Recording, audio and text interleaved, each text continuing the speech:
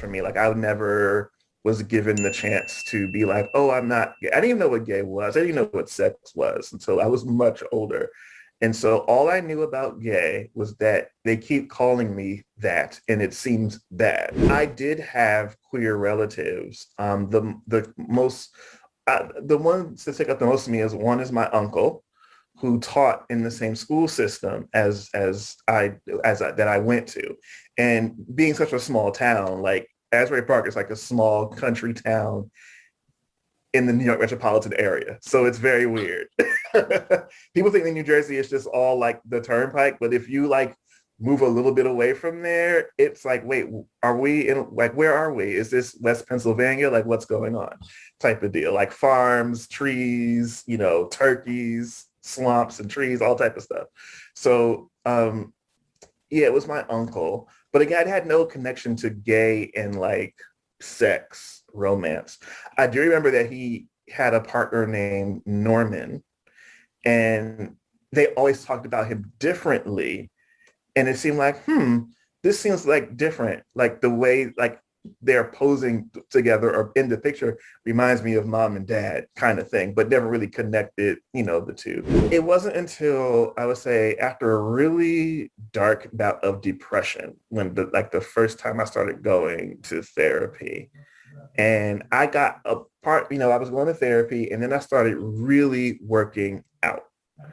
And I don't know what I was doing. I don't know how it happened, but I mean, I'm a strong guy and have like a naturally, I can get, if I haven't worked out in a while, give me like a week and I'll just do some push-ups and all of a sudden I would have gained like 30% of my strength back out of nowhere. So I was lifting weights, I was doing CrossFit, I was running, and I dropped weight and I gained a lot of muscle.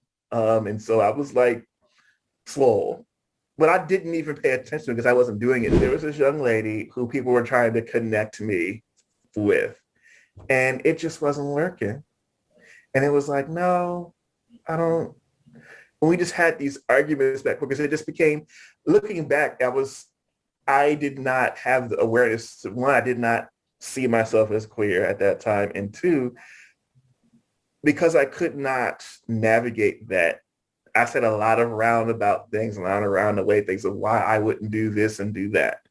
And so that just made me think like, wow, maybe something is up. And I think I always knew something was different. I just didn't have anywhere to compare it to. And I came to a point in time when I was like, well, you know what? This is where I am with it.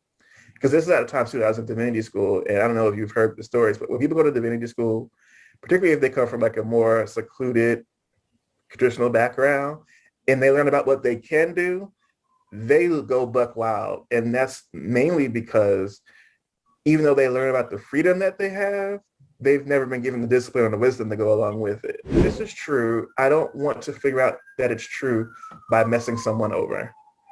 I want to kind of come to that conclusion on my own. So that way, I will own it for myself. Like I didn't want to start doing stuff before I was solid in who I saw myself to be. And again, I'm not saying that my way was the best way. I'm not, it was a different way to go about it because I just was different in those ways. How what I was doing, how this was impacting her, because we weren't even really dating, we were just talking, but clearly something I was doing was hurting her or not making her, just really putting her in an awkward place. And so that's to me part of when it clicked. And then I'll never forget, it was a white dude because I was very Christian at this point still, progressive as it were, but still very Christian. I saw a white dude, a bishop, him and his wife were divorcing, and because he was gay. And he's like, I never cheated on my wife, never did any of that, but we just realized that this is what it is.